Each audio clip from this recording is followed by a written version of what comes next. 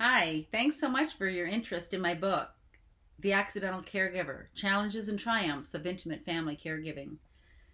Family caregivers are found in all walks of life, all ages, and just about anywhere you look. You don't know who's a family caregiver on your street because much of caregiving happens behind closed doors. They often don't talk about it in terms of everyday conversation.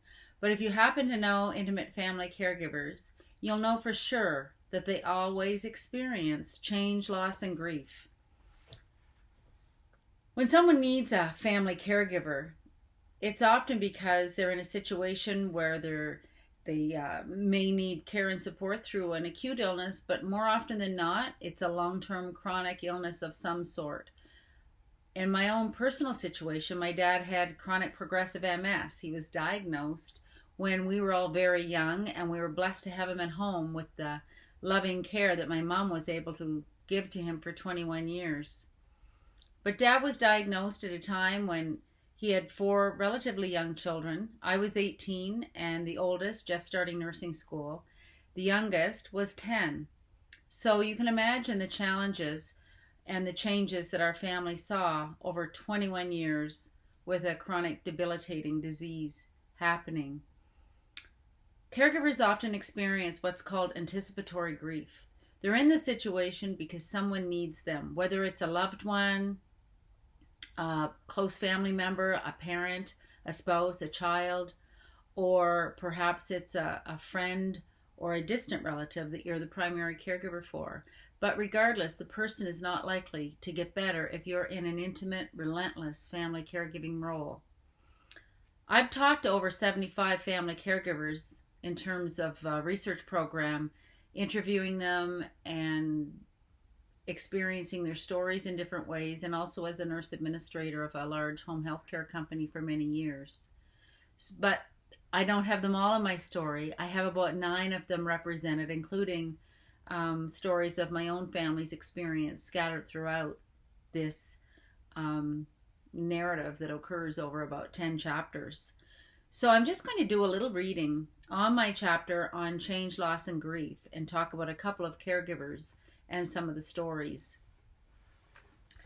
So Katerina. I met Katerina several years ago. She was caring for her mother, and we talked about her loss and her sadness. Even though she understood it was part of the journey, the experience was not easy.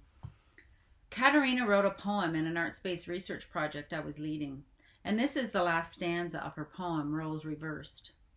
Stubborn, she holds her credentials as life giver high, even as I dish out her food and listen, good girl again, as I guide her feet into her shoes and spell out her conversation on the palm of her hand. Tears burning behind my eyes, which see for the two of us now on this sunset-flooded journey.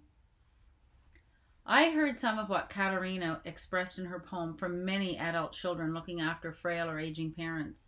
Although change, loss, and grief are experienced by all caregivers I have spoken to, they don't experience these things in the same way. I have found that their experience largely depends on the nature of their relationship with their parent, as well as the age and stage both are at in life. What my siblings and I lost, and how we grew through that loss and grief when Dad was diagnosed with MS, was different for each of us. Specifically, my brother's experience being the only son. His experience was different compared to myself and my sisters. As the eldest, I was the only one out building my career before Dad's MS really started to become debilitating. Shannon was 14 and the older one at home and took on the role of worrier when Mom would be at work. Todd was 15, or rather 13 at the time Dad was diagnosed. And Tara, the youngest, lived at home the longest throughout Dad's illness. My sister Tara spent most of the time living at home and helping Mom and Dad, being so young when he was diagnosed, and never left home until her nursing education began. She's the comedian of the family and a real go-getter. Mom always described her as the whirling dervish. Mom was still working full-time as a nurse until a year or so before Tara left home. So often, Tara was the one to get supper and help Dad. He wasn't totally dependent then, but he did need a lot of assistance, particularly to have his meals, to go to the bathroom, and to be sure he wasn't on the floor somewhere if he attempted to move around the house on his own.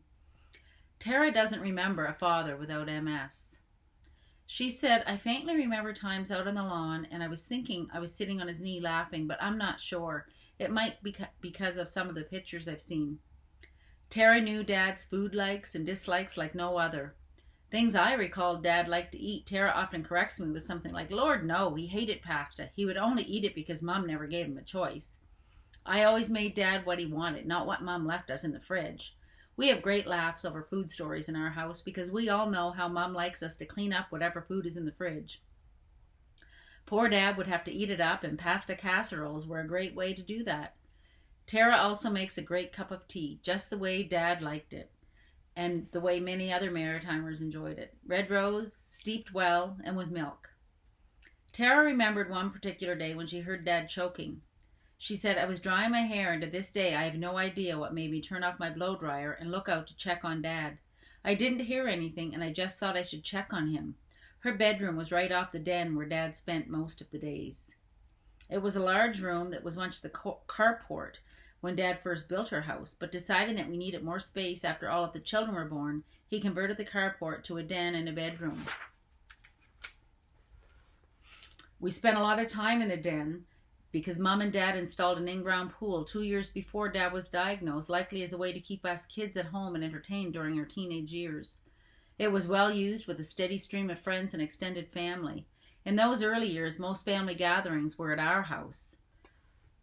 Because of the pool and with Dad's condition, it was easier for people to come to us. And in the den, Dad was able to see lots going on outside, and with the indoor-outdoor setup, he also could glimpse what was going on out at the pool and also the harbor beyond where he fished for many years. So that afternoon, when Tara was drying her hair, she just had a sudden urge to check on Dad. She said, I don't know. I just set my hairdryer down and I looked out my bedroom door and I saw Dad flop back on his lazy boy. His face was blue and his eyes were rolled up in his head. I saw his glass of milk beside him on the table. He choked and no one heard him, I guess. I just ran over to him and I was screaming, Dad, Dad. He wasn't moving. I just grabbed him and I pulled him on the floor and started doing the Heimlich. He started sputtering right away. I think it was because I flew him on the floor and he hit kind of hard. But by then, Mom was beside me, and as soon as I saw her, I panicked and started crying and screaming. I was so scared. Dad seemed to be coming to, and Mom was down beside him by then as well. I just remember how I panicked, and I just couldn't stop yelling, and finally Mom screamed at me, Well, you just shut up, Tara. We both laughed. Tara, because of her reaction to the scene, and me, because I could totally picture it all. When Mom's in charge, she lets you know it, and she never swore too often, but that day she did. Tara added, Dad was okay, so we got him back in the chair. Mom calmed me down. Then she recalled another day when the roles were reversed. One night at supper, she said, Dad was choking through his dinner. She said, I was in the kitchen and I heard the fuss, so I ran into the dining room and Mom was doing the Heimlich. That time it was food and Mom got it up. And as soon as I showed up, Mom started panicking and yelling, so I had to tell her to shut the hell up. Oh yeah, Tara said, I was there for lots of shit. It was tough. I knew what it was like to lose my dad, but I didn't know what it was like for my mother to lose her husband, and I didn't know what it was like for a child as young as Tara to be growing up in her teen years, being left with that kind of responsibility and dealing with some of the critical moments. When it comes to spousal caregivers, they rarely talk about their role as an intimate family caregiver without talking about the loss of their loved one, their life partner. The more I heard from spousal caregivers, the closer I came to understand how much loss and grief affected them and the way it affected them. Olivia, another caregiver, once told me, It's completely different. I'm like a widow with a husband, but it's even worse because he's here. She wandered off and thought for a moment before continuing.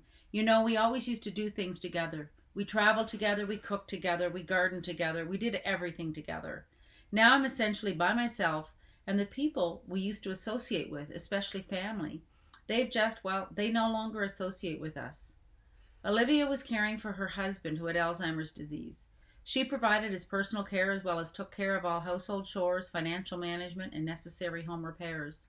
She had help from some paid caregivers through the home care program, and she said the more she took on the role of caregiver, the more she lost her role as wife.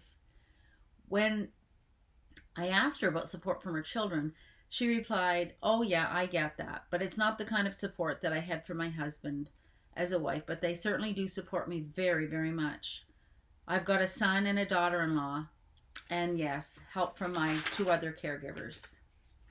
So I hope that you do pick up my book and read about some of the experiences of intimate family caregivers. And if you're not a family caregiver yet yourself, it might give you some insight in terms of how you might offer support to someone who's the primary caregiver for a spouse, an aging parent, perhaps a child with a chronic debilitating illness. So thanks for stopping in and listening.